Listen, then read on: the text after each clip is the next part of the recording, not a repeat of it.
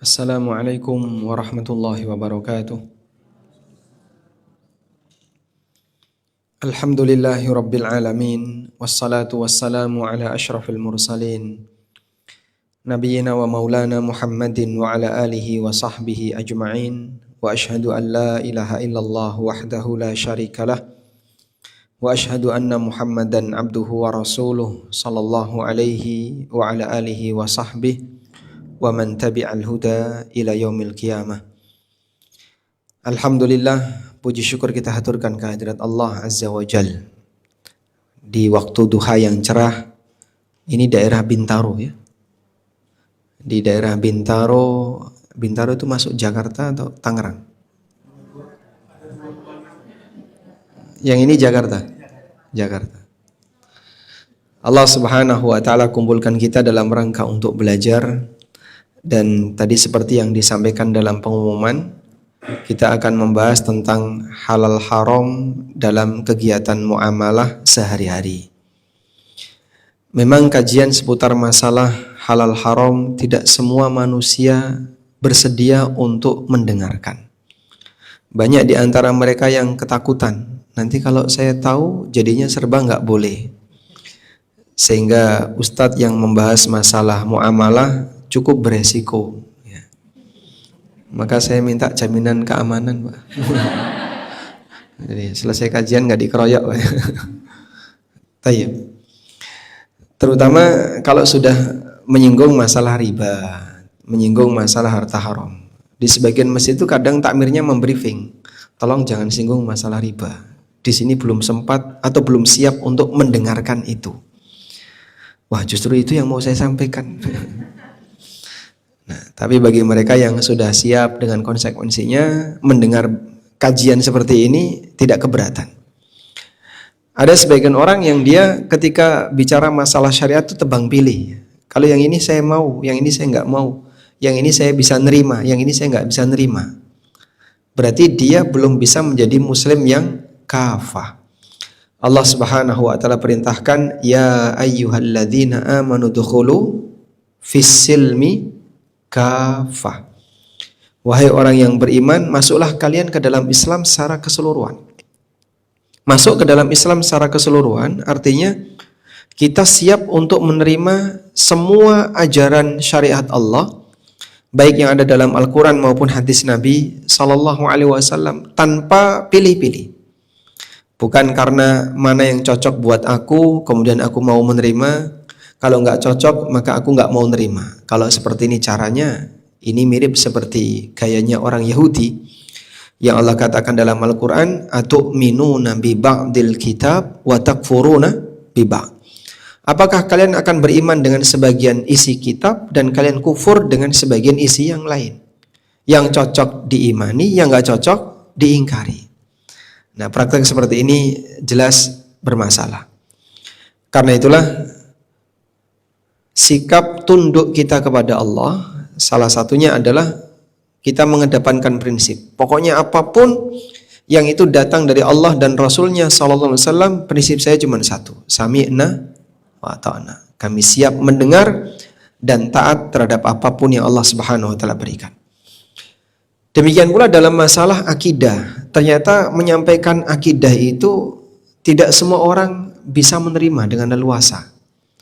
Ada sebagian orang yang kadang ketika diberi pelajaran tentang masalah akidah keberatan untuk terima. Terutama berita yang disampaikan Nabi SAW yang berkaitan dengan hal gaib yang gak masuk akal. Masa sih kayak gitu? Masa kayak gitu? Padahal apapun yang disampaikan Nabi SAW pasti benar. Li'annahu sadiqul masduq, karena beliau adalah Nabi yang sadiq, yang jujur, benar, al-masduq, yang dibenarkan. Pernah satu ketika ada kajian peserta dominannya ibu-ibu. Kemudian sang ustadz ini, saya cuma dapat ceritanya, bukan saya yang menyampaikan. Ustadz ini menyampaikan sebuah hadis seperti berikutnya. Ayyuma imra'atin da'atha zawjuha ila firashihi fa'abat ayyatiha. Siapapun wanita yang diajak oleh suaminya keranjang. Fa'abat, kemudian dia menolak ajakan suami. La'anat hal malaikatu hatta tusbih, maka dia dilaknat oleh malaikat sampai subuh. Ada ibu-ibu yang nyeletuk komentar, Pak Ustadz, itu malaikat ngapain ngurusi rumah tangga orang? Masya Allah, kok bisa malaikat ngurusi rumah tangga? Ini kan komentar terlalu jauh ya. Jadi keberatan dia itu sampai pada titik seperti itu. Apa malaikat kurang kerjaan, Mbak? Kok ngurusi rumah tangga orang? Subhanallah. Dia keberatan untuk mendengar yang kayak gini. Sehingga sampai dia mengomentari apa yang disabdakan oleh Rasulullah Sallallahu Alaihi Wasallam. Makanya tidak semua orang, andaikan dia lahir di zaman Nabi Sallallahu Alaihi Wasallam, bisa jadi sahabat. Mungkin saja kalau kita lahir di zaman beliau Sallallahu Alaihi Wasallam, kita akan jadi misalnya dalam rombongan orang munafik, atau bahkan waliyadzubillah dalam rombongan orang Yahudi atau orang musyrikin. Karena kita nggak kuat dengan aneka ujian yang dialami seperti yang dialami oleh para sahabat. Tayyib. Oleh karena itu, sebagai motivasi ya, kalau kemudian kita sudah sanggup untuk mendengarkan masalah halal haram, siap untuk mendengarkan mana yang dibolehkan dan mana yang dilarang dalam urusan muamalah, berarti hati kita sudah mulai terbuka. Selanjutnya, Nabi SAW pernah menceritakan fenomena di akhir zaman. Itu pasti akan terjadi karena sudah disabdakan oleh Rasulullah SAW. Beliau bersabda, la ya'tiyanna 'alan nasi zamanun la yubalil mar'u ma akhadha min. Akan datang satu zaman di tengah umat manusia di mana orang itu tidak peduli dari mana dia mengambil harta. La yubalil mar'u ma akhadha min. Orang tidak peduli dari mana dia mengambil harta. Amin halalin, amin haramin, apakah dari yang halal atau dari yang haram. Dan mungkin zaman seperti ini sudah kita alami. Anda merasakan enggak? Merasakan. Apa maksudnya Pak? Orang tidak peduli dalam mengambil harta apakah dari yang halal ataukah dari yang haram. Para ulama menjelaskan ada dua makna. Makna yang pertama adalah tidak peduli dalam arti tidak mau belajar. Sehingga dia nggak ngubris. Mau dikandani nggak dikandani, mau diberitahu nggak diberitahu, ada kajian nggak ada kajian, emang gue pikirin. Dia nggak peduli sama sekali. Ini tidak peduli paling parah. Makanya orang yang tidak peduli sampai pada tingkatan nggak mau belajar sama sekali, kelak di hari kiamat Allah Subhanahu wa taala jadikan dia seperti manusia buta. Allah butakan dia. Allah Subhanahu wa taala mengatakan di surat Thaha, "Wa man a'rada 'an dzikri fa inna lahu ma'isyatan dhanka wa nahsyuruhu yaumal qiyamati a'ma." Barang siapa yang berpaling dari peringatanku, maka dia akan mendapatkan ma'isyatan dhanka, kehidupan yang sempit. Wa nahsyuruhu yaumal qiyamati a'ma, dan akan kami kumpulkan dia besok di hari kiamat dalam kondisi a'ma, dalam kondisi buta. Lalu dia mengatakan, qala rabbi lima hasyartani a'ma. Ya Allah, kenapa engkau bangkitkan aku dalam kondisi buta? Wa qad kuntu basira. Padahal dulu ketika di dunia aku bisa melihat.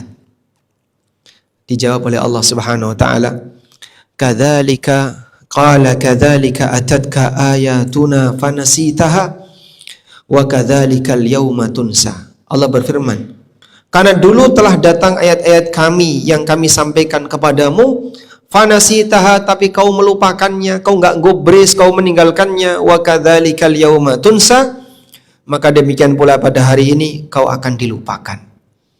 Ini ancaman yang disebutkan oleh Allah dalam Al-Quran, dan ini menunjukkan bahaya besar kalau orang tidak peduli sampai pada tingkatan apa tadi? Tidak mau belajar. Dan masih banyak orang yang tidak pedulinya itu sampai pada tingkatan seperti ini.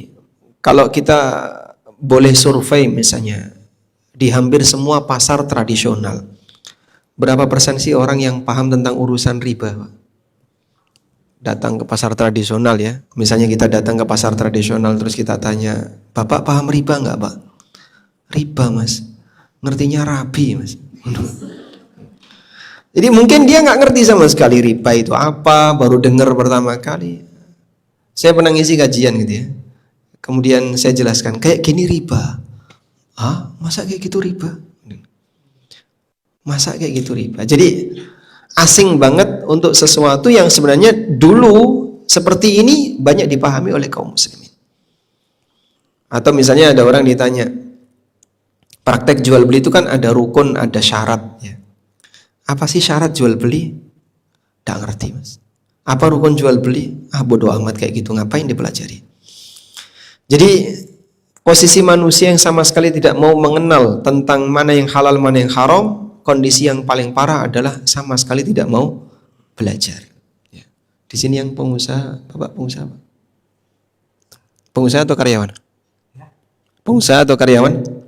Pengusaha, Masya Allah. Sebutkan syarat jual beli. Ini pertanyaan yang menakutkan ya. Beli mungkin sudah deg-degan, jangan sampai ditanya.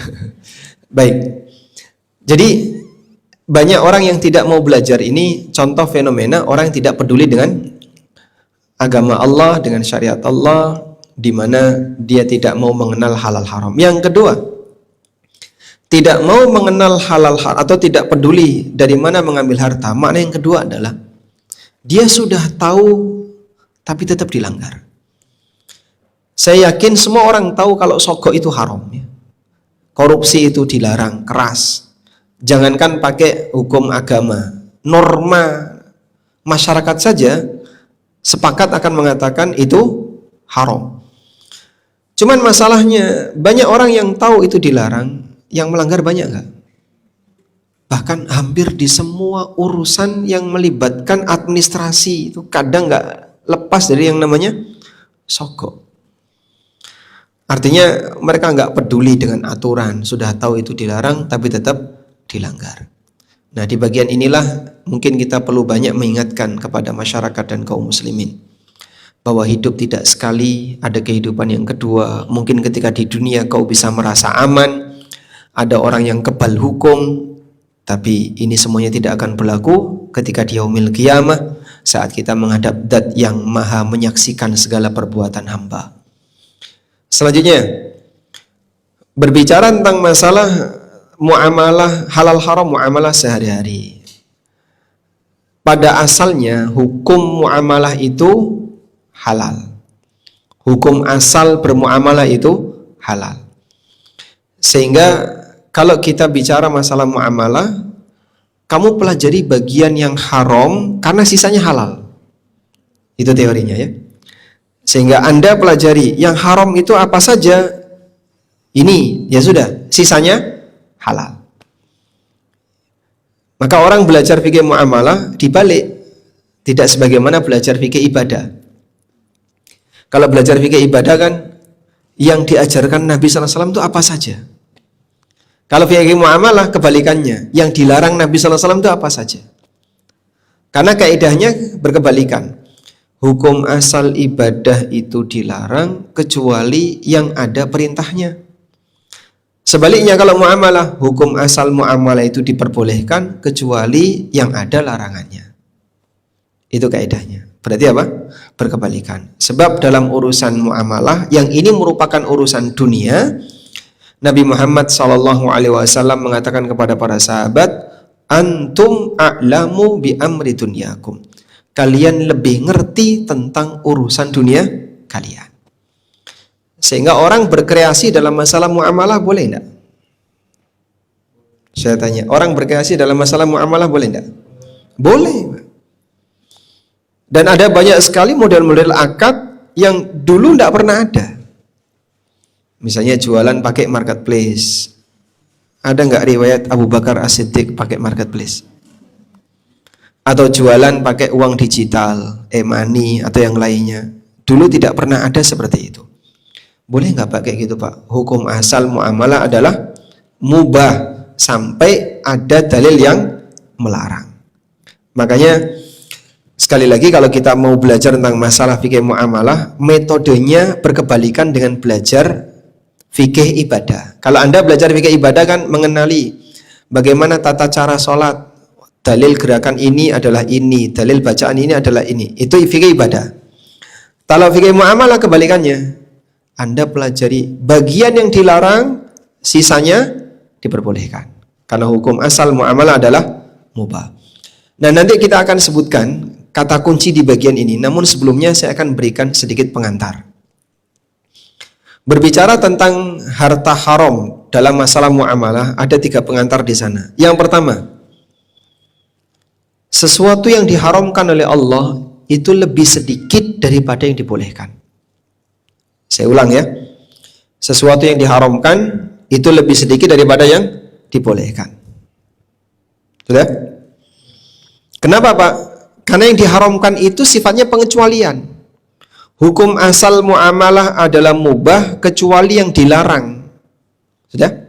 Berarti kata setelah kecuali lebih sedikit atau lebih banyak? Lebih sedikit. Informasinya, kajian pagi ini yang terdaftar 60 orang. Kalau saya membuat kalimat, semua peserta hadir kecuali 50 orang. Salah atau benar? Kenapa salah? Karena yang dikecualikan lebih banyak. Sehingga kalimat yang lebih tepat adalah semua tidak hadir kecuali 10 orang. Dari 60 pendaftar. Paham ya? Baik.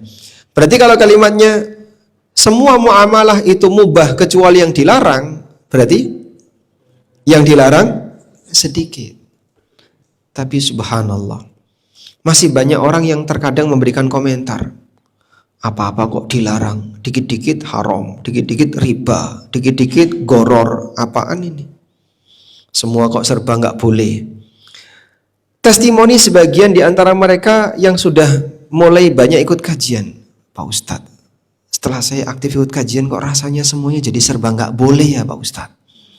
Apa-apa kok jadi dilarang, dikit-dikit nggak boleh, dikit-dikit riba, dikit-dikit goror. Kalau nggak gitu suruh resign. Emang kita mau hidup pakai apa? Kita boleh bilang orang ini suudzon kepada syariat. Yang dibolehkan oleh Allah jauh lebih banyak daripada yang dilarang. Tapi orang ini memberikan komentar, apa-apa kok dilarang. Ibaratnya ada seorang anak melakukan pelanggaran tapi dilarang sama ibunya. Anak ini protes nggak? Protes. Apa-apa kok nggak boleh, apa-apa nggak. Padahal yang boleh lebih banyak. Cuman ini anak mungkin tidak memperhitungkan bagian yang boleh, tidak melihat bagian yang boleh. Dia lebih fokus melihat yang dilarang. Akhirnya dia mengomentari seperti itu. Kita boleh sebut hati-hati yang komentar kayak gini. Kamu bisa jadi disebut orang yang suudzon kepada syariat Allah Subhanahu wa taala. Sebab yang dibolehkan itu jauh lebih banyak daripada yang dilarang. Jual beli pakai Facebook boleh, pakai IG boleh, kamu mau pakai sistem escrow seperti di marketplace, monggo silakan, mau pakai pembayaran pakai uang digital, pakai ini, yang boleh banyak sekali. Cuman kau hindari bagian yang dilarang. Nah, saat yang didengar ini cuman yang riba, yang dilarang, komentarnya apa-apa kok dilarang. Padahal sejatinya yang diperbolehkan lebih banyak daripada yang dilarang. Baik. Saya coba sedikit menyimpang dari materi. Mudah-mudahan ini jadi tambahan ilmu ya. Kalau ada orang mengatakan kalimat seperti ini, semua siswa hadir kecuali Pak Guru. Kalimat ini salah atau benar? Salah. Kenapa? Karena Pak Guru bukan siswa. Begitu ya? Baik. Semua jamaah hadir kecuali Ustadz. Salah atau benar? Hah? Ya, jadinya libur. Tapi salah atau benar kalimat ini? Semua orang sholat kecuali kambing. Salah atau benar? Hah? Salah. Kenapa? Karena kambing bukan orang, bukan manusia. Baik. Semua malaikat sujud kecuali iblis. Kok bisa? Iblis bukan malaikat. Berarti salah atau benar? Semua malaikat sujud kecuali iblis. Salah. Itu ayat Al-Quran. Fasajadal malaikatu kulluhum ajma'un illa iblis. Benar. Berarti gimana? Tadi kan semua siswa hadir kecuali Pak Guru, katanya salah. Semua malaikat sujud kecuali iblis. Benar. Gak linear nih. Jadinya gimana ini? Benar, berarti benar semua. Benar semua. Daripada menyalahkan salah satu ya. Baik. Ini yang disebut dengan istisna munqati. Istisna munqati itu tidak seragam antara yang terkecualikan dengan yang dikecualikan. Tapi secara bahasa itu benar. Semua siswa hadir kecuali Pak Guru, itu diterjemahkan dengan kalimat yang lebih tepat. Semua siswa hadir akan tetapi Pak Guru tidak hadir. Semua malaikat sujud akan tetapi iblis tidak mau sujud. Baik. Selanjutnya, tadi pengantar yang pertama apa tadi? Hukum asal muamalah itu mubah, sehingga yang dibolehkan lebih banyak daripada yang dilarang. Orang kalau berkomentar apa-apa kok dilarang, apa-apa kok nggak boleh, ini termasuk apa tadi? Suudzon kepada syariat. Yang kedua, pada asalnya Allah Subhanahu wa taala memberikan aturan kepada hamba, tujuannya adalah untuk kebaikan hamba, untuk kebaikan manusia. Maksudnya gimana, Pak? Allah tidak punya kepentingan dengan itu. Manusia kalau membuat aturan untuk manusia yang lain, mungkin nggak dia punya kepentingan? Misalnya anggota dewan ya, membuat aturan, mungkin nggak dia punya kepentingan? Mungkin? Sangat mungkin. Manusia ketika membuat aturan, sangat mungkin dia punya kepentingan. Tapi kalau Allah membuat aturan, apakah Allah punya kepentingan? Kenapa? Karena Allah nggak butuh kita. Kau mau jadi orang taat, mau jadi ahli maksiat, sepeser pun tidak menambah dan tidak mengurangi keagungan Allah Subhanahu wa taala. Maka jangan sampai Anda punya pikiran, kalau saya rajin ibadah, saya berbuat taat, kuasa Allah akan bertambah. Maha suci Allah dari hal ini. Ketika kita rajin sholat, rajin melakukan dzikir dan ibadah, maka nanti kekayaan Allah akan semakin bertambah. Maha suci Allah dari hal ini. Allah Subhanahu wa taala tidak bertambah kekayaannya dengan ketaatan hamba, dan tidak berkurang kuasanya dengan kemaksiatan hamba, sebab Allah tidak butuh hambanya. Karena itu dalam sebuah hadis qudsi, Nabi SAW meriwayatkan bahwa Allah berfirman, Ya ibadi, Lau anna awwalakum wa akhirakum wa insakum wa jinnakum kanu ala atqa qalbi rajulin wahidin minkum. Wahai para hambaku, andaikan makhluk yang pertama sampai yang terakhir, jin dan manusia, mereka semuanya menjadi makhluk yang hatinya paling bertakwa di antara kalian. Andaikan kalian semua itu seperti Nabi Muhammad SAW. Apa kata Nabi SAW? Allah mengatakan, Ma zada dzalika fi mulki syai'a. Sepeser pun itu tidak menambah kerajaanku. Ya ibadi law anna awwalakum wa akhirakum wa insakum wa jinnakum. Wahai para hambaku, andaikan makhluk pertama sampai yang terakhir, jin dan manusia, kanu ala afjari qalbi rajulin wahidin minkum. Semuanya menjadi makhluk yang hatinya paling jahat di antara kalian. Andaikan semua manusia ini Fir'aun semua. Ma naqasa dzalika fi mulki syai'a. Sepeser pun itu tidak mengurangi kerajaanku. Jadi jangan sampai kita berpikir bahwasanya saat kita berbuat taat, Allah akan semakin jaya, Allah akan semakin mulia, bertambah kekayaannya.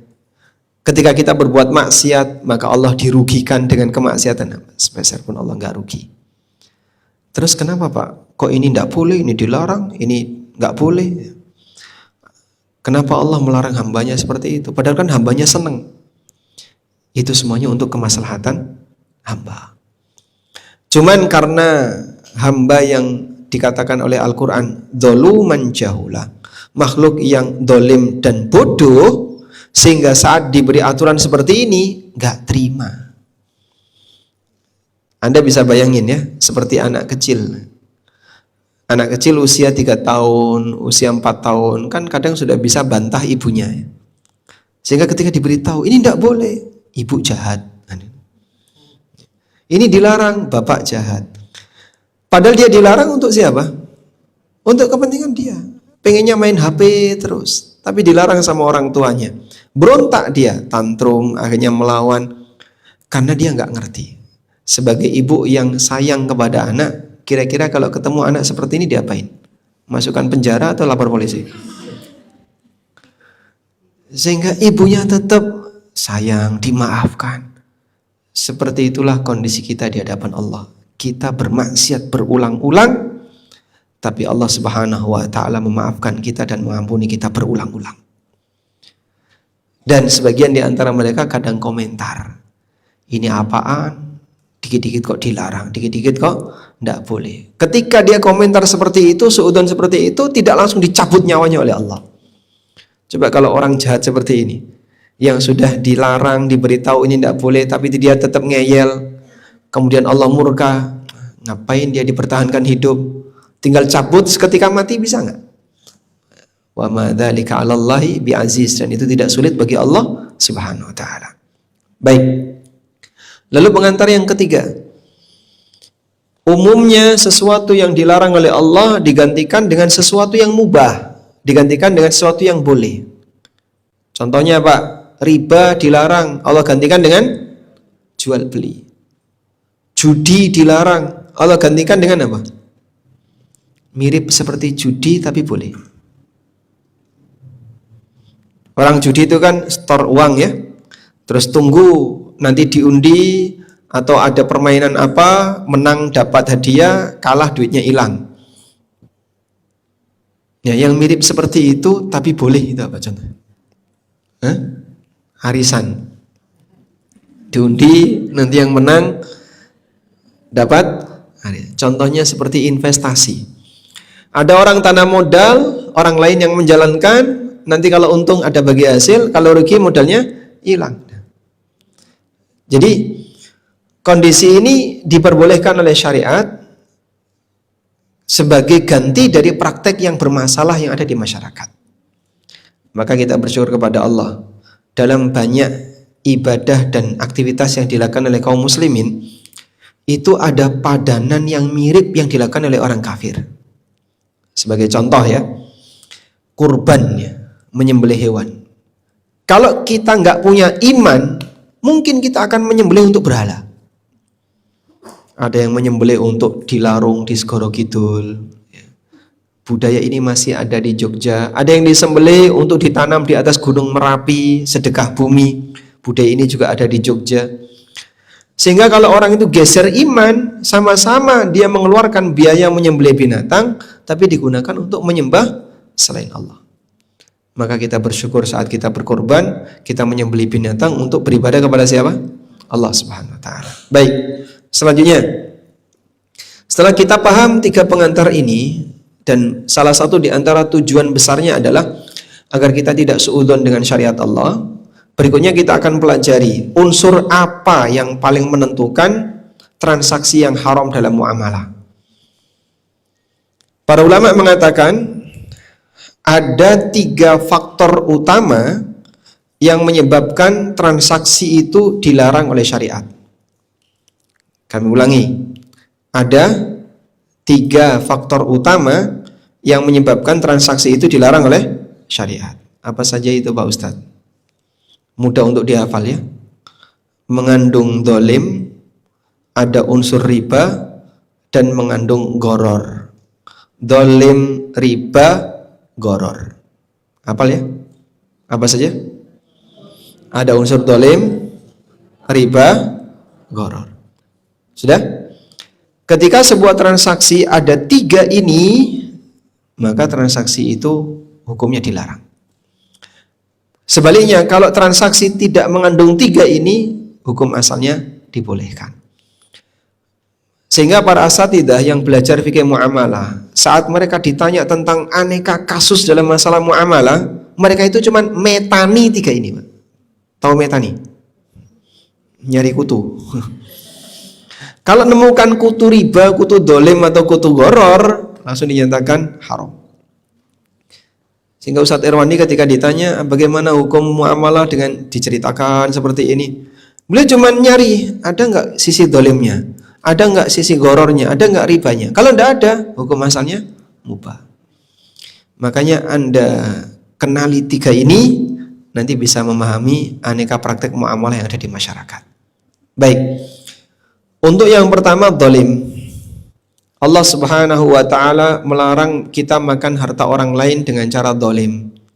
Ya ayyuhalladzina amanu la ta'kulu amwalakum bainakum bil batil. Di surat An-Nisa ayat 29, kalau mau dicatat ya. An-Nisa ayat 29. Wahai orang yang beriman, janganlah kalian makan harta sama kalian dengan cara batil. Illa an takuna tijaratan an taradhim minkum. Kecuali melalui perdagangan yang saling ridho di antara kalian. Sehingga lawan dari dolim itu apa? Saling ridho. Mengambil harta orang lain dengan cara yang dolim, tidak diridhoi oleh pemiliknya, harta ini statusnya haram. Contohnya Pak Ustadz? Contoh ya, mengambil jatah warisan melebihi dari jatah yang diberikan oleh Quran. Boleh enggak? Anak perempuan dengan anak laki-laki perbandingannya berapa? 2:1. Ada enggak anak perempuan yang nuntut dibagi rata? Ada. Di sini ada? Alhamdulillah sudah teredukasi. Sehingga bagi mereka yang sudah biasa mendengar 2:1, aku ngerti Pak, jatah anak perempuan itu ya setengahnya saudaranya yang laki-laki. Walaupun dia dikasih lebih sedikit, siap untuk menerima. Ada sebagian yang kadang keberatan. Kemarin Bapak udah bilang, katanya suruh bagi rata. Yang itu wasiat Bapak, makanya harus bagi rata. Baik, di sini ada wasiat Allah. Allah berfirman, yusikumullahu fi auladikum lidzakari mithlu hadzil unthayain. Allah wasiatkan kepada kalian untuk anak laki-laki mendapatkan jatah 2 kali anak perempuan. Wasiat siapa? Allah. Ini ada wasiat Allah, ini ada wasiat bapakmu. Kamu pilih mana? Pilih mana? Sebentar dulu, tak pikirkan dulu Pak Ustadz ya. Sebagai orang yang beriman, seharusnya dia tidak punya pilihan selain sami'na wa ata'na. Di sini ada wasiat dari Allah. Lah terus nanti gimana nasib wasiatnya Bapak? Ini wasiat yang menyimpang dari aturan tidak boleh ditunaikan. Menunaikan wasiat yang menyimpang dari aturan menyempurnakan dosa Bapak. Apa kamu ingin Bapakmu dihukum gara-gara wasiat ini? Ya kita sih pengennya jangan. Kalau begitu mintakan ampunan untuk Bapakmu. Mungkin beliau salah ketika ngomong karena nggak ngerti, karena nggak tahu. Mintakan ampunan dan jangan ditunaikan. Karena wasiat maksiat kalau ditunaikan menyempurnakan dosa. Ada orang yang berwasiat, nanti kalau saya mati tolong tanah depan itu diwakafkan untuk tempat ibadah non-muslim. Boleh ditunaikan enggak? Nah? Kalau itu ditunaikan dapat penghargaan dari Menteri Agama. Kemarin kan ada ya, di mana itu Kendari atau di mana? Dia mendapatkan penghargaan karena muslim mau wakaf tanah untuk non-muslim. Baik, kalau sampai itu dilakukan berarti dia menyediakan tempat untuk berbuat syirik, tolong-menolong dalam maksiat. Dan ini hukumnya dosa besar. Karena itulah kita kasih peringatan kepada kaum muslimin ya. Tolong jaga baik-baik, jangan sampai ada hal di mana kita mengambil harta orang lain dengan cara zalim. Contoh yang lain Pak Ustadz, mungkin ya ini bagian yang sudah lama berlalu tapi butuh untuk segera dikoreksi. Contohnya apa sih? Naik angkot nggak bayar. Loh, itu kan dulu waktu kita SMA, SMP yang belum kenal sunnah. Apakah syarat untuk bisa disebut dolim harus kenal sunnah? Kan kita dulu belum ngaji Pak Ustadz. Jadi nggak ngerti kalau itu dolim. Masa sih nggak ngerti kalau itu dolim? Saya yakin tahu. Sehingga kadang ada orang yang naik angkot nggak bayar. Bahkan kadang ketika turun minta kembalian, udah nggak bayar minta kembalian, masya Allah. Itu dulu ya Pak, pas waktu masih nakal. Nggak selesai di dunia, nyambung di akhirat. Kalau kamu pengen dituntut sama pemiliknya di akhirat, biarin aja. Tapi kalau mau diselesaikan di dunia, segera selesaikan. Gimana caranya menyelesaikan? Cara menyelesaikan gimana? Buat pengumuman. Siapa supir angkot yang dulu waktu saya naik belum saya bayar, hubungi nomor ini. Mana ada yang mau ngaku? Nah terus kamu silakan sedekah atas nama pemilik angkot dan sopirnya. Tapi kan tidak tahu namanya Pak. Allah Maha tahu namanya. Berapa Pak? Nah dulu berapa? SMA dulu naik angkot 100 ribu, 100 rupiah, 200 rupiah, 300 rupiah. Ya itu dulu konversi. Kalau sekarang berapa? Ya kalau sekarang 5.000 ya. Sebelum gratis. Jack Linko sebelum gratis berapa? Anggaplah misalnya 5.000. Berarti Anda berapa kali kasus seperti itu? Sebentar tak ingat-ingat. Dulu sih bolos sekolah itu sering Pak. Wah, ini anak nakal nih. Anda hitung kira-kira berapa, sedekahkan senilai itu atas nama pemilik dan supirnya. Allah Maha tahu kepada siapa pahala itu akan Allah berikan. Dan seperti ini tidak boleh dibuat merasa gampang dan seterusnya. Ada juga yang mampir di kantin, mangan golengan rima ngaku 1, darmaji, dar 5 ngaku 1. Sisanya gimana itu? Gak bayar. Terus gimana? Kantinnya sudah tutup Pak, sekolahnya sudah nggak ada. Iya, walaupun kantinnya sudah tutup, tanggung jawab itu tidak hilang. Dolim tetap dolim, jangan beralasan belum kenal sunnah. Selanjutnya, kita beralih ke riba. Dalam praktek riba, intinya di sini adalah adanya tambahan dalam transaksi benda yang sejenis tanpa ada kebalikannya. Contohnya utang 1 juta ngembaliin 1.100.000. Ini seperti riba utang piutang. Seperti riba utang piutang. Contoh yang lain, emas 5 gram dibeli tahun 2010 ditukar dengan emas 5 gram sama gramasinya ditukar dengan emas 5 gram tahun 2025. Nombok enggak? Nombok. 5 gram plus 200.000 sama dengan 5 gram baru. 200.000 ini riba fadl. Ada tambahan dalam transaksi emas dengan emas. Dipahami insyaallah?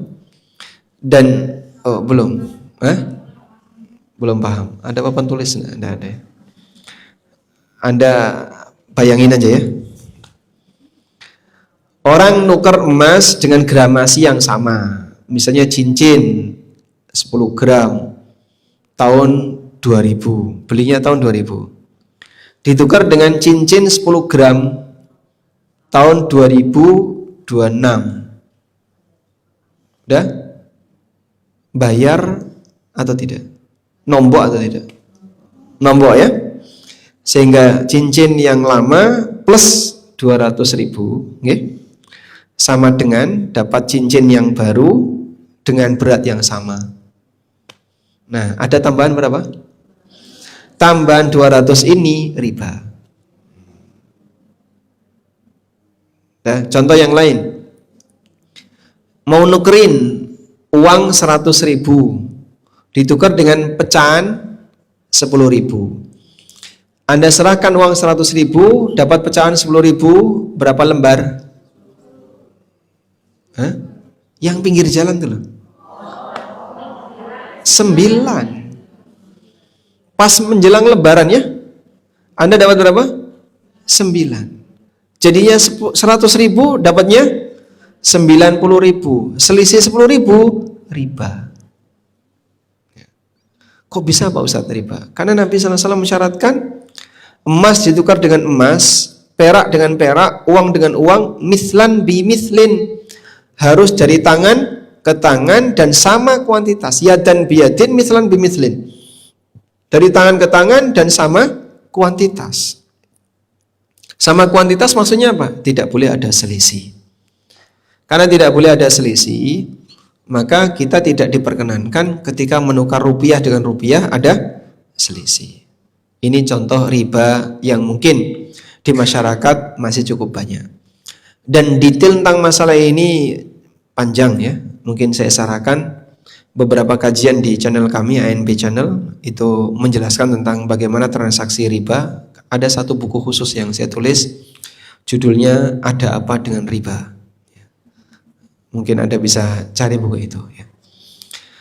Selanjutnya, yang ketiga, goror. Goror itu apa, Pak? Ketidakjelasan yang terjadi dalam transaksi. Baik tidak jelas harganya atau tidak jelas barangnya. Contohnya, Pak, semua barang yang tidak pasti, bisa ada, bisa tidak ada. Ketika ditransaksikan jadinya goror. Misal jual beli burung yang hinggap di rumah. Pokoknya semua burung yang hinggap di rumah saya, siapapun yang mau nembak silahkan tembak, tapi bayar 100.000 dulu. Kena nggak kena bayar 100.000. Boleh kayak gini? Nggak boleh, karena nggak jelas. Jual beli ikan di kolam. Ada orang masuk ke pemancingan, bayar 100.000. Mancing 1 jam. Nanti kami kasih batas waktu 1 jam ya. Dapat ikan, nggak dapat ikan, bel berbunyi harus bubar. Maka dia melakukan jual beli yang tidak jelas. Karena objeknya belum tentu ada. Kata kuncinya begini, semua objek yang sifatnya masih peluang tidak boleh ditransaksikan. Bisa dipahami ya? Baik. Sekarang coba lihat ilustrasi berikut. Nanti jadi akan kelihatan contohnya ya. Asuransi. Seseorang bayar premi senilai 1 juta per bulan. Ya, asuransi jiwa. Batas maksimal usia 55 tahun. Jika nanti dalam rentang waktu sampai 55 tahun terjadi kematian atau kecelakaan yang sampai membuat orang itu tidak berfungsi organ vital dalam hidupnya, misalnya tangannya putus atau kakinya putus atau yang lainnya, maka nanti akan di cover sama asuransi. Ya? Lalu ada orang ikut, dia di usia 30 tahun daftar asuransi ini. Bulan pertama 1 juta, bulan kedua 1 juta, bulan ketiga 1 juta. Lalu kecelakaan, mati, dapat 1 miliar. Karena kesepakatannya di situ kalau meninggal maka akan mendapatkan senilai 1 miliar. Tadi yang dia setorkan berapa? 3 juta. Lalu dia dapat berapa? 1 miliar. Untung atau rugi? Untung atau rugi? Untung atau rugi, Pak? Untung. Untung. Rugi. Kenapa rugi? 3 juta dapat 1 M, masa rugi? Itu matematikanya gimana? Udah meninggal. Berarti rugi. Lah kok mau dia? Untung atau rugi? Untung. Yang untung siapa? Istrinya. Masya Allah. Bisa dinikmati dengan suami yang baru. Cemburu nggak mayitnya, Pak? Hah? Udah mati ngapain cemburu? Ya? Nggak dipikirin ya. Saya mau tanya, yang lebih sering diasuransikan itu bapak atau ibu? Suami ya. Kenapa, Pak? Karena diharapkan cepat. Iya, begitu. Makanya jika ingin menjadi suami yang bahagia, asuransikan istrinya, Pak. Jadi kadang kita berpikir ini aneh gitu ya. Ada orang yang bayar sedikit tapi bisa dapat lebih banyak karena ada resiko. Sehingga pertanyaannya sekarang, saat orang itu bayar premi asuransi 1 juta, 2 juta, sebenarnya dia beli apa sih? Dia itu membeli apa itu? Eh? Membeli apa? Orang bayar premi asuransi. Sebenarnya dia membeli apa itu? Keamanan. Keamanan untuk keluarganya. Resiko dibeli. Dia itu beli apa? Sistem asuransi yang Anda kenal seperti sekarang ya. Orang bayar premi bulanan, ada yang 1 jutaan, ada yang 2 jutaan, bahkan ada yang 5 juta. Sejatinya dia beli apa? Jaminan terhadap resiko. Jaminan resiko itu pasti enggak? Enggak pasti. Kalau tidak terjadi resiko, untung atau rugi? Rugi. Kalau terjadi resiko? Hah? Gimana cara berpikirnya? Sehingga ketika asuransi, ini orangnya mati, memang dia dapat duit banyak, 1 M, sekian M, tapi mati. Subhanallah. Karena itu, contoh nyata praktek goror yang mudah kita lihat adalah asuransi. Asuransi itu goror. Terus gimana Pak? Tawakkal 'ala Allah. Nah nanti kalau terjadi resiko kan bukan berarti kiamat hidupmu. Allah Subhanahu wa ta'ala yang menjamin hambanya. Terus nafkah untuk anak istri saya gimana? Nanti ada yang ngelanjutin. Allah Subhanahu wa ta'ala yang ngasih kecukupan untuk mereka. Sehingga mereka diberi oleh Allah rizki walaupun tidak ada suami misalnya. Sebab yang ngasih rizki siapa? Allah Subhanahu wa ta'ala. Ini salah satu contoh di mana seseorang melakukan praktek akad goror dalam bentuk asuransi. Baik, sekarang jam 11:03. Kita sampai jam berapa?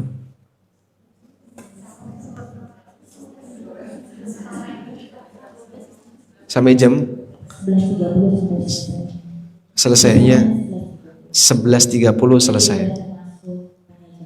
Baik, berarti sisa waktu setengah jam kita manfaatkan untuk tanya jawab ya. Kasus mungkin akan lebih berkembang karena kalau bicara sehari-hari kan menyesuaikan kasus yang ada di masyarakat yang terjadi di kalangan jamaah.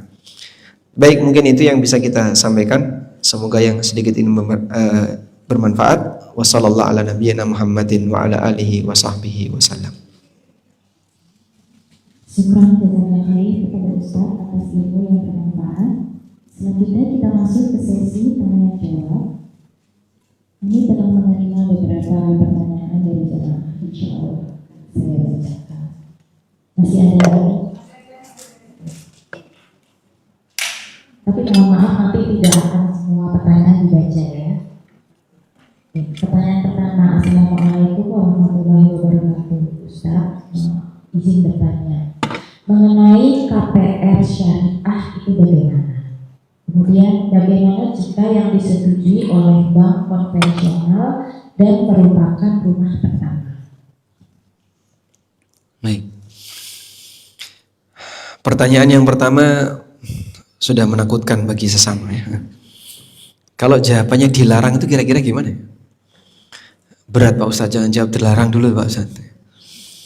Karena banyak orang yang terlibat di sana. KPR. Ini kalau dikonversi ke bahasa Arab ya. K kaf. P fa. R ro. Hah? Bacanya gimana tuh? Baik, ya nggak sampai seperti itu. Ya lupakan aja, lupakan ya. Skema KPR itu begini ya. Kita misalnya sebagai konsumen tertarik untuk beli rumah di kompleks A. Apa yang akan Anda lakukan pertama kali? Datang ke bagian pemasaran ya. Jadi setelah cocok, survei cocok, pengen beli rumah di komplek ini. Apa yang Anda lakukan pertama kali? Kita akan datang ke bagian pemasaran. Lalu disebutkan harganya 700 juta. Yang pertama akan Anda bayarkan apa? DP 10%. Bisa nggak KPR?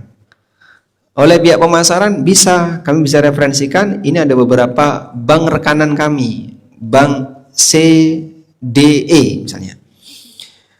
Selanjutnya, setelah kita bayar DP 10%, maka pihak bank nanti akan membayarkan sisanya 90%. Sehingga rumah itu terbeli dengan harga 100%, 90% uang pribadi Anda, yang 10% atau yang 90% uangnya bank. 10% punya nasabah, 90% uangnya bank.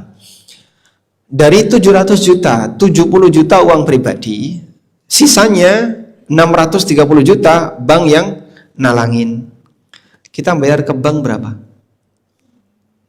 630, kita nyicil ke bank berapa?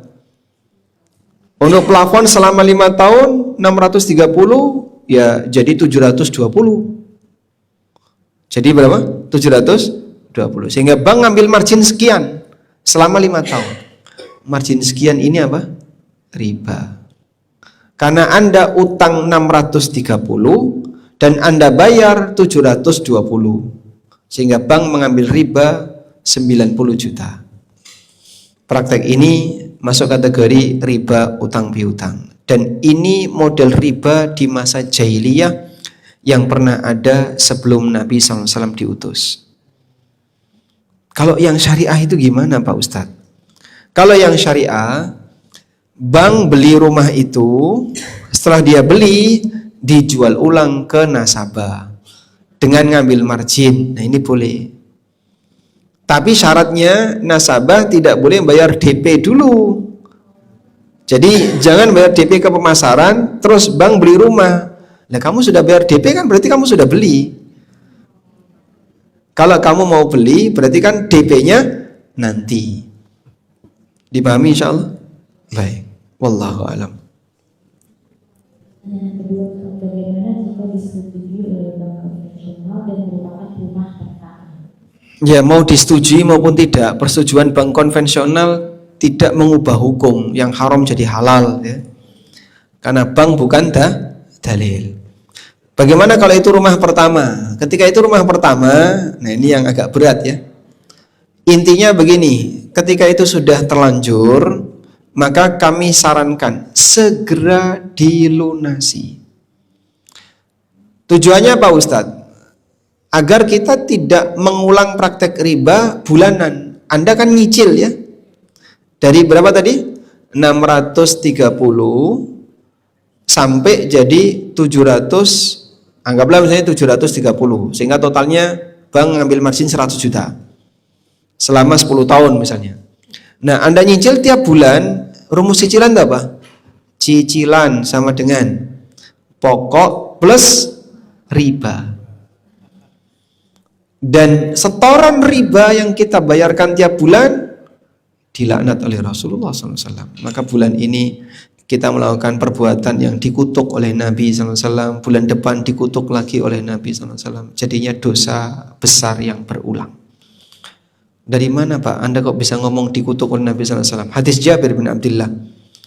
Beliau pernah mengatakan, la'ana Rasulullah SAW akilar riba wa mukilahu wa katibahu wa syahidai wa qalahum sawa. Ada 5 orang yang dilaknat gara-gara riba. Yang makan, yang memberi makan. Yang memberi makan riba itu siapa? Nasabah yang bayar bunga. Jadi bulan ini Anda bayar bunga, bulan depan bayar bunga lagi, bulan depan bayar bunga lagi. Kan jadinya apa? Mengulang memberi riba tiap bulan. Padahal ini hukumnya dosa besar. Makanya solusinya tadi, udahlah langsung dipenuhi, langsung ditutupi secepat mungkin biar dosa besar itu tidak berulang tiap bulan. Ini kalau rumah tadi tetap ingin ditempati sehingga Anda selesaikan dengan cara segera dilunasi. Wallahu a'lam.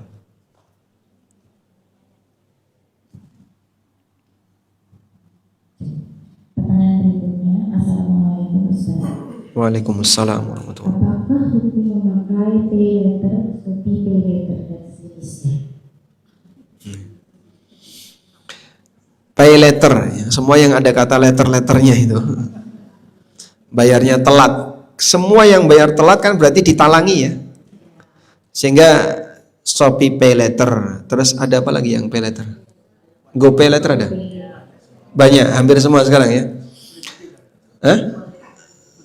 Flip, ada pay later juga. Jadi yang modelnya pay later itu Anda ditalangi dulu. Pak, di situ kan nggak ada bunganya, 0% bunga. Iya. Coba perhatikan lagi. Cuman ini Pak, kalau dia telat maka nanti kena denda 10% dari nilai utang yang belum terbayar. Ada orang beli TV misalnya, atau beli iPhone, harganya berapa iPhone? 20 misalnya. Dia beli iPhone 20 juta. Pay later ditalangin sama pihak marketplace. Anda bisa dapat hanya dengan bayar 2 juta, dapat iPhone. Utang Anda 18 juta, tapi nanti totalnya jadi 19 juta. Nah, ini sama seperti yang model bank tadi ya. Maka seperti ini berarti transaksi riba dan setoran riba. Wallahu a'lam. Kalau lunas semuanya, nggak kena bunga.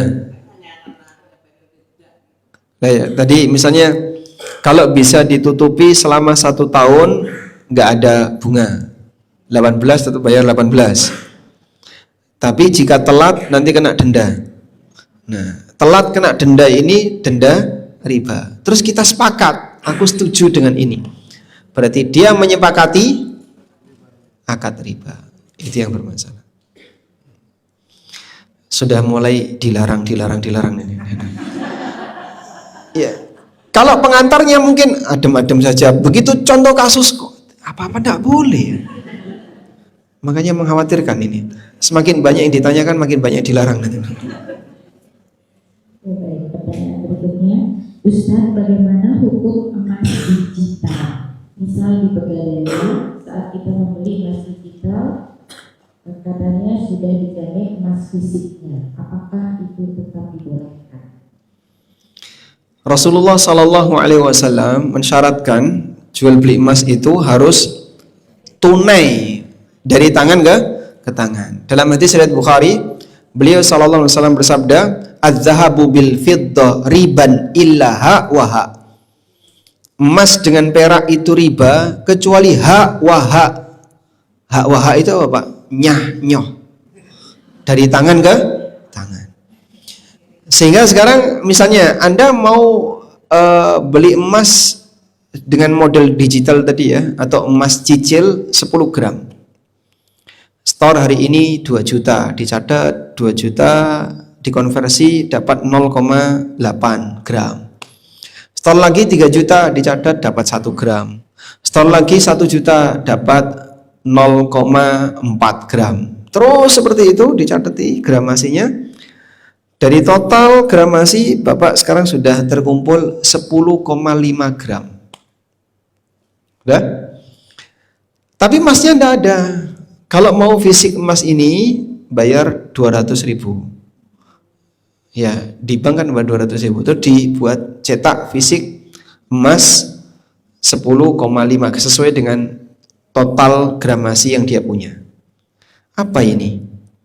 Jual beli emas tidak tunai, tidak dari tangan ke tangan. Sehingga uangnya tunai, emasnya menyusul, dan ini disebut oleh Nabi sallallahu alaihi wasallam riba karena tidak hak wahak. Hukumnya dilarang. Nah, haram ketiga ini. Nanti haram lagi Masya Allah. Pertanyaan berikutnya, izin bertanya Ustaz tentang instrumen keuangan seperti reksadana syariah, saham syariah. Bagaimana hukumnya dan cara menjelaskan ke anak-anak Gen Z yang mulai ingin tahu tentang itu? Ya, sekarang tren terutama anak-anak Gen Z, terus kakak adiknya itu kan pengennya nyari duit, tinggal buka laptop, dek selesai. Model-model instan. Dan permainan seperti ini banyak. Kalau dulu kan yang ngetren forex ya.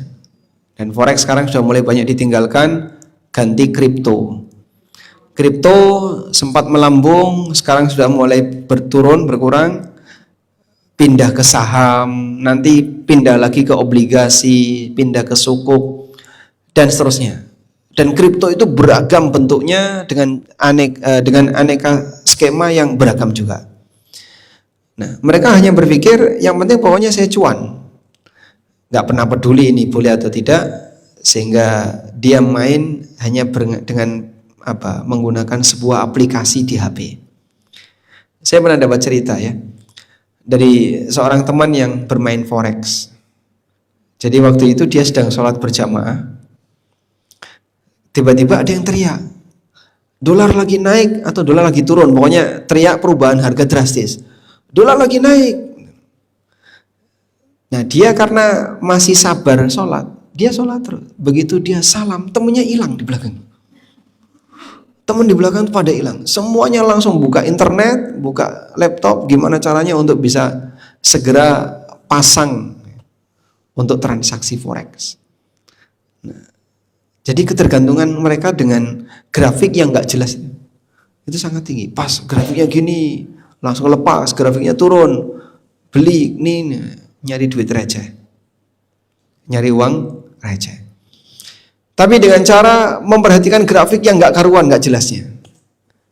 Ya, Gen Z kan sana nggak gitu ya. Sudahlah, kalau kamu pengen memulai berbisnis, mengawali karir dalam berbisnis, fokus di unit usaha real, bidang pertanian, peternakan, atau produksi barang atau yang lainnya. Itu yang bisa membuat ekonomi jadi naik. Ya, terlepas dari negara muslim maupun kafir, Cina itu contohnya. Sehingga ekonominya bagus karena mereka fokus di bagian apa? Di bagian unit real, memproduksi barang. Kemudian bagian ada yang fokus di pertanian. Di Indonesia yang kayak gini mulai langka. Mungkin Pak, 20 tahun ke depan petani itu punah Pak. Karena tidak ada yang mau jadi petani. Kami di Jogja petaninya masih banyak. Tetangga saya kan banyak petani. Jadi kalau beli beras itu gampang sekali. Cuman generasi bawahnya nggak ada yang mau ngelanjutin. Sehingga generasi petani yang paling muda itu usia 50-an. Yang usia 20-an, 30-an kan jarang ya, mending ke Jakarta daripada jadi petani. Ini lama-lama sawahnya nggak ditanduri padi, ditanduri bangunan. Akhirnya jadi kos-kosan dan nggak laku. Sehingga banyak lahan pertanian tidak produktif gara-gara tidak ada orang yang mau bertani. Ya. Coba anaknya ditanya, ada nggak di antara anaknya yang punya cita-cita jadi petani? Di salah satu, kalau nggak SD atau TK itu, gurunya tanya, apa cita-cita kalian? Ada satu angkat tangan, saya pengen jadi petani. Dimarahi sama gurunya. Jangan jadi petani, melarat. Apa salahnya Pak cita-cita jadi petani? Baik. Ya mungkin kita tekankan ya untuk Gen Z, kamu bermain saja di sektor real, jangan cuma fokus di sektor keuangan yang nggak real tadi. Wallahu a'lam. Ya? Yang mana? Kripto. Reksadana. Nah, itu kan ada manajer investasi ya, yang nanti akan mengatur peredaran keuangan dari para nasabah. Yang menjadi pertanyaan itu begini, manajer investasi menyalurkan dana itu kemana? Kalau dominan disalurkan untuk surat obligasi itu apa sih? Surat utang. Akadnya akad utang tapi ada kelebihan, apa namanya? Riba. Obligasi itu riba. Dan banyak sukuk yang diterbitkan oleh pemerintah ini sukuk ribawi. Sudah ada fatwanya, karena ini dulu pernah ada di Bahrain dan difatwakan oleh banyak ulama tidak boleh. Kemudian kadang mereka main di short selling untuk saham, bagaimana bisa dapat keuntungan lebih cepat, yang penting nanti bisa bagi hasil dengan para pelaku reksadana. Kalau dominannya seperti ini, ya kita boleh sebut Bapak ambil jalur yang lain saja. Sehingga pastikan kalaupun misalnya mau ikut terlibat dalam reksadana, harus dapat data dari manajer investasi, kira-kira dana kami itu disalurkan kemana. Wallahu a'lam.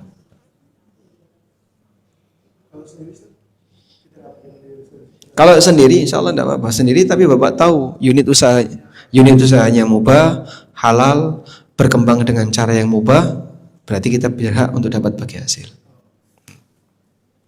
Satu pertanyaan lagi Ustaz. Assalamualaikum Ustaz. Waalaikumsalam warahmatullahi. Mohon penjelasan tentang BPJS di mata Islam. Pertanyaan keduanya, saudara saya berhutang 250 juta, mencicil sejuta sebulan tanpa bunga. Sudah 16 tahun berjalan. Saya merasa dirugikan Ustaz. Mohon penjelasannya. Baik, yang pertama untuk BPJS ya. Budget pas-pasan jiwa sosialita. Nah, nggak sinkron. Boleh nggak sih ikut terlibat dalam asuransi BPJS? Karena kan yang ngelola pemerintah. Yang tentu itu akan berbeda jika yang ngelola swasta. Kami jelaskan dulu. Gharar yang sifatnya gratis atau untuk tujuan sosial hukumnya boleh. Gharar ya, tidak jelas, yang sifatnya gratis atau untuk tujuan sosial hukumnya boleh. Contoh, Anda memberi hadiah kepada orang lain, biasanya dibungkus atau dibiarkan terbuka? Bungkus. Sehingga hadiah itu makin nggak kelihatan, makin hadiah. Anda ngasih hadiah kado misalnya, kan dibungkus ya, sehingga nggak kelihatan. Ya apa ini? Rahasia, gharar, nggak jelas ini. Ya, kalau nggak mau ya sudah, tak bawa pulang. Sehingga untuk yang sifatnya gratisan seperti ini, gharar hukumnya boleh. Makanya ada orang yang tanya, Pak Ustadz boleh nggak jualan dengan harga seikhlasnya? Mau dibayar silahkan, nggak dibayar silahkan. Kalau seikhlasnya memang niat Anda adalah untuk membantu, boleh. Karena tujuannya apa? Sosial. Sehingga kalaupun Anda tidak dibayar, Anda nggak sakit hati, silahkan. Tapi kalau seikhlasnya, begitu dibayar, buka amplop, kok cuma 5.000, sakit hati, oh, berarti kamu belum ikhlas. Artinya belum ada niat sosial pada dirimu. Nah terus, dalam hal ini kita berkesimpulan, ketika tujuannya untuk sosial, adanya gharar hukumnya dimaafkan. Selanjutnya, dalam BPJS yang diselenggarakan oleh pemerintah, itu pada asalnya adalah tujuannya sosial. Iuran warga satu negara untuk nanti dimanfaatkan oleh mereka yang membutuhkan karena sakit. Andaikan sistem ini bisa berjalan dengan tertib dan baik, insya Allah sangat bagus untuk bisa saling membantu. Nah, kemarin kan yang dipermasalahkan, ketika iurannya itu terkumpul, ternyata fasilitas yang diberikan kepada karyawan BPJS berlebihan. Ada dana main golf. Sempat ada kan Pak itu, masuk berita viral ya. Jadi, terus ini gimana? BPJS ini tidak sedang berbisnis. Dia cuma ngumpulin dana orang. Memang kemudian dikelola untuk sebagian ya diinvestasikan.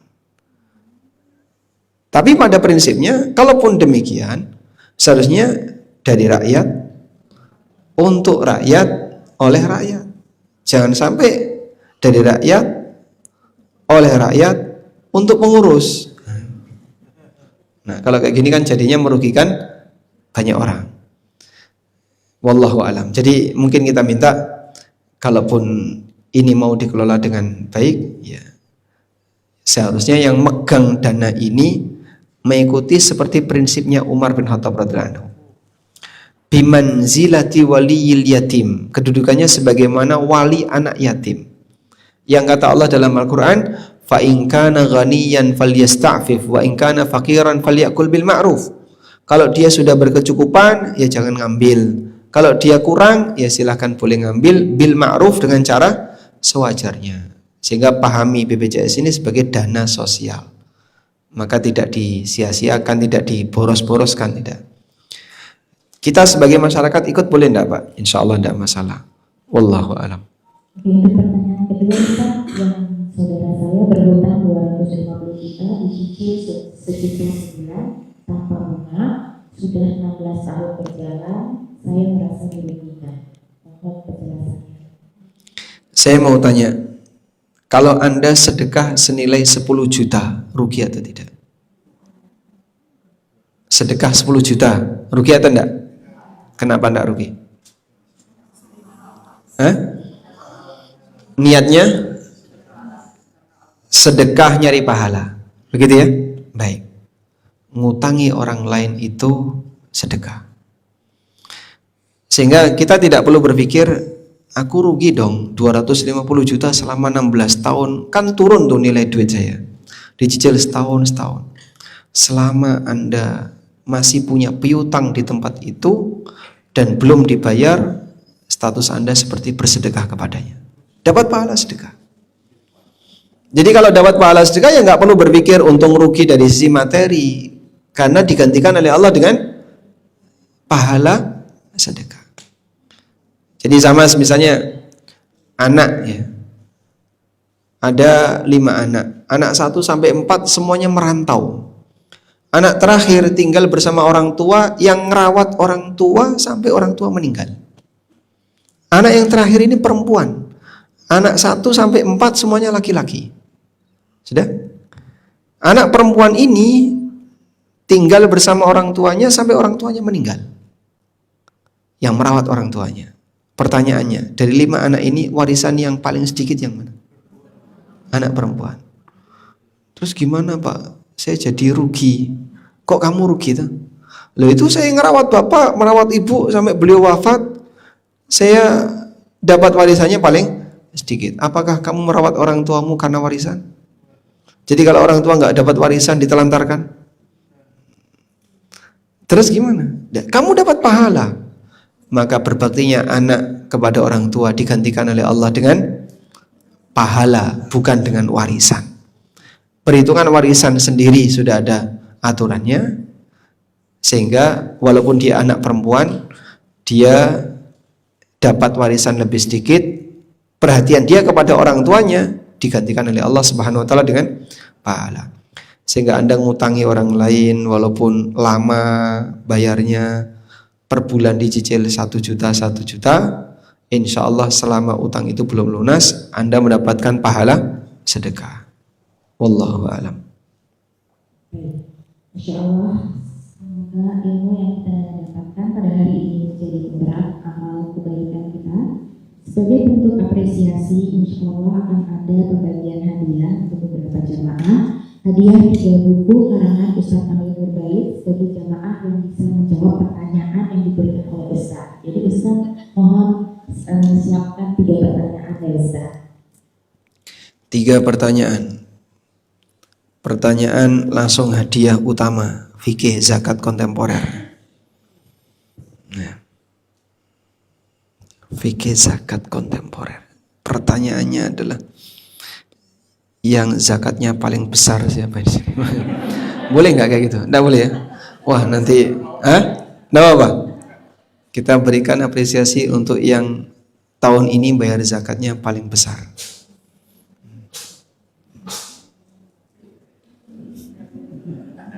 Nggak tahu? Ada?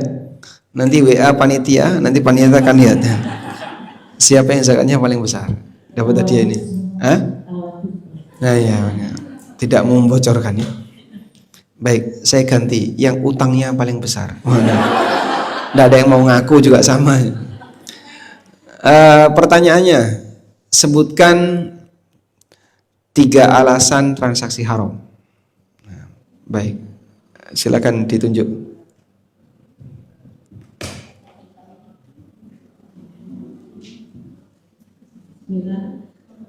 Pertama zolim, yang kedua riba, yang ketiga goror. Dolim, riba dan goror. Baik, goror itu apa? Abu-abu. Tidak jelas.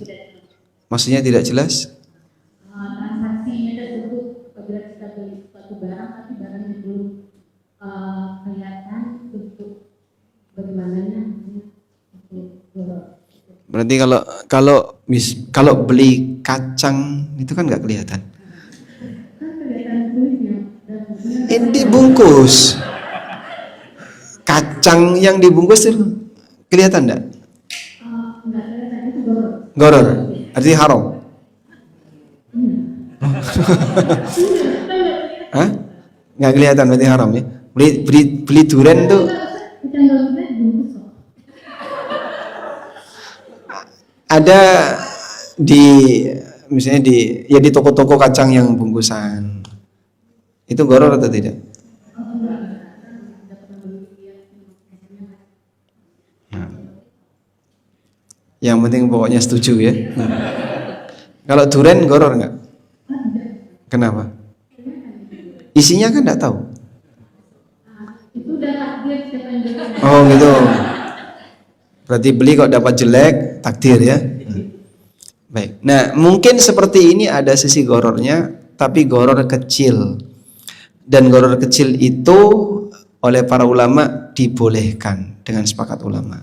Ya, seperti Anda beli HP, ada gorornya nggak?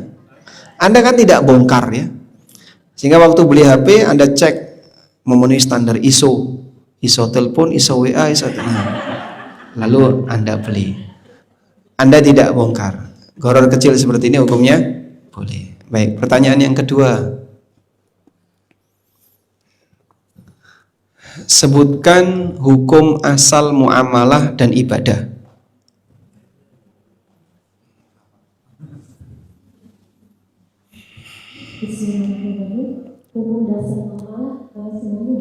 Hukum asal muamalah semuanya? Semuanya boleh. Berarti nanti riba boleh, goror boleh.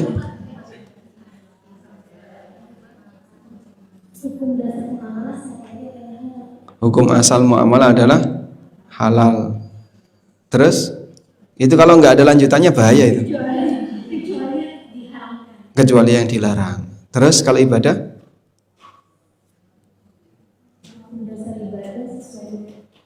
Hukum asal ibadah adalah dilarang kecuali yang diperintahkan. Baik. Ini jawabannya siapa yang jawab ini? Yang terakhir ya, yang terakhir. Pertanyaannya, jelaskan pengertian riba dan contohnya. Atau saya ganti aja. Apa syarat jual beli emas?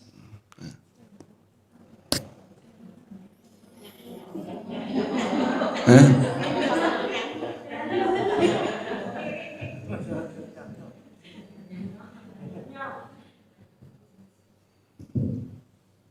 Saya izin menjawab. Ya dan biadin dari besar bimiskin. Maksudnya ya dan biadin adalah Dari tangan ke tangan dalam satu majelis. dari tangan ke tangan dalam satu. Kalau mislan bimislin Sejenis. Setara. sama Sama jenisnya. kuantitas. Iya. Nah, emas dengan emas harus sama harus sama emas, sama kuantitas. Jadi 5 gram dengan 5 gram. Baik. Baik, demikian yang bisa kita bahas di kesempatan kali ini, semoga bermanfaat. Allahumma anfa'na bima 'allamtana wa 'allimna ma yanfa'una warzuqna ilma. Subhanakallahumma wa bihamdika asyhadu an la ilaha illa anta astaghfiruka wa atubu ilaik. Wassalamualaikum warahmatullahi wabarakatuh. Waalaikumsalam.